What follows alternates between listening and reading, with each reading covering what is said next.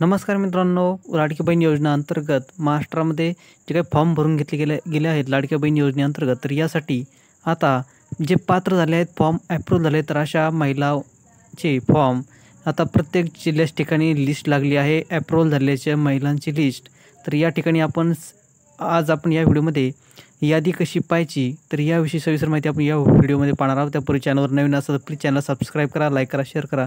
तर मित्रांनो, एक उदाहरण म्हणून धुळे महानगरपालिका याचे आपण लिस्ट कशी पाहावी, तर याचा आपण डेमो व्हिडिओ पाहणार आहोत. मित्रांनो, तुम्ही ज्या जिल्ह्यात असाल तर त्या जिल्ह्याच्या ठिकाणी महानगरपालिका असेल किंवा जिल्हा परिषद असेल तर त्या ठिकाणी वेबसाईट ओपन करून तुम्हाला तुमची लिस्टमध्ये तुमचं नाव आहे का चेक करायचं आहे. एक उदाहरण म्हणून हे दाखवत आहे धुळे महानगरपालिकाचं. तर या ठिकाणी पाहूया आपण सविस्तर. मित्रांनो, या ठिकाणी धुळे महानगरपालिका म्युनिसिपल कॉर्पोरेशनचे आपण वेबसाईट ओपन करत आहोत. यावरती क्लिक केल्यानंतर आपल्याला धुळे महानगरपालिका या ठिकाणी वेबसाईट ओपन झाली आहे. तर मित्रांनो, या ठिकाणी आपल्याला खाली जायचं आहे. तुम्ही ज्या जिल्ह्याचे असाल त्या जिल्ह्याच्या वेबसाईटवर जायचं आहे. जिल्हा परिषद असेल, महानगरपालिका असेल, नगरपालिका असेल, तर या ठिकाणी आपल्याला खाली सविस्तर ज्या ठिकाणी लाडकी बहीण योजनेचा आपली लिंक दिली आहे त्या ठिकाणी जायचं आहे.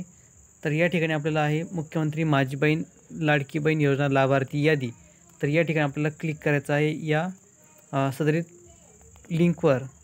तर या ठिकाणी लिंक केल्यानंतर आपल्याला सदरीत लिस्टचे जे काही लिस्ट आहेत पात्र उमेदवारांच्या ज्या महिला माता भगिनी पात्र झाल्या आहेत या योजनेसाठी, तर त्यांची या ठिकाणी लिस्ट दिलेली आहे. संपूर्ण लिस्ट धुळे महानगरपालिकेचे दिलेले आहे. तर या ठिकाणी आपल्याला एक उदाहरण म्हणून एक डाउनलोड करून दाखवतो. तर मित्रांनो, या ठिकाणी आपली फाईल डाउनलोड झालेली आहे.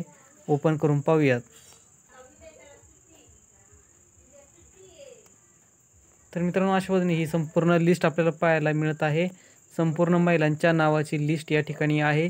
तुम्ही पण आपल्या ज्या जिल्ह्याचे असाल, शहरातले असाल, तर त्या ठिकाणी तुमच्या नगरपालिका, जिल्हा असेल, महानगरपालिका असेल, त्याच्या वेबसाईटवर जायचं आहे. आणि तुम्ही त्या लिस्टमध्ये तुमचं नाव आहे का, तुम्ही पात्र आहेत का, त्या लिस्टमध्ये तुम्ही तुमचं नाव चेक करू शकता. यामध्ये महिला उमेदवाराचे नाव आहे, त्याप्रमाणे तुम्ही तुमचा राहणार पत्ता आहे, तालुका, जिल्हा, त्याचप्रमाणे तुम्ही यासाठी जोडलेले कागदपत्रे ते संपूर्ण या ठिकाणी माहिती दिलेली आहे. तर अशा पद्धतीने हे तुमचं संपूर्ण तुम्ही आपल्या नावाची यादी पाहू शकता आपल्या जिल्ह्याच्या वेबसाईटवरून. तर मित्रांनो, व्हिडिओ आवडला असेल प्लीज चॅनलला सबस्क्राईब करा, लाईक करा, शेअर करा. धन्यवाद.